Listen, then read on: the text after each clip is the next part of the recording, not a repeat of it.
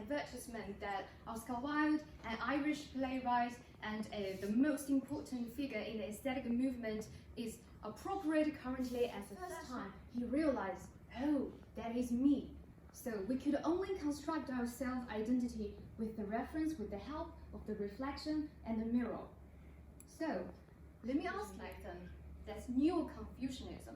What is Neo-Confucianism? That's basically 存天理,灭人欲, uphold justice and annihilate human desires, which is developed from the Ming Dynasty Chenzhou school. So it's basically trying to make people become very submissive subject, ruled by the ruling class. So scholars back then, they study overseas, they bring the Western ideologies and they bring the Western technology. They want to get rid of China's parochialism, the backward feudal idealism.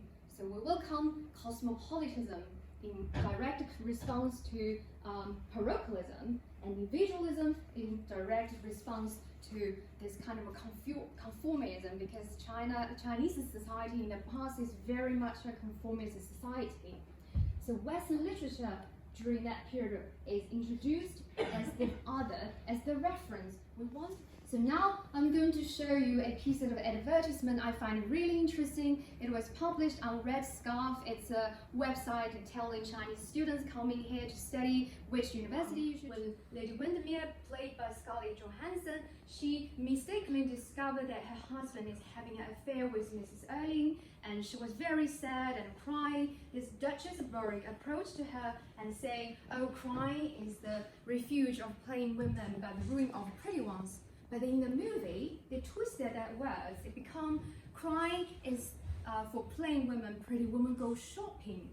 And her words were immediately followed by Scarlet mass media and especially social media. So, an American theorist named Mark Simpson, he argues that modern people's relationship with mass media and social media is very similar to that of the Greek myth Narcissus. In the Greek myth, Narcissus, who is a very beautiful young man, fell in love with his own reflection in the river, and born out of this unobtained love, he became a flower that named after himself.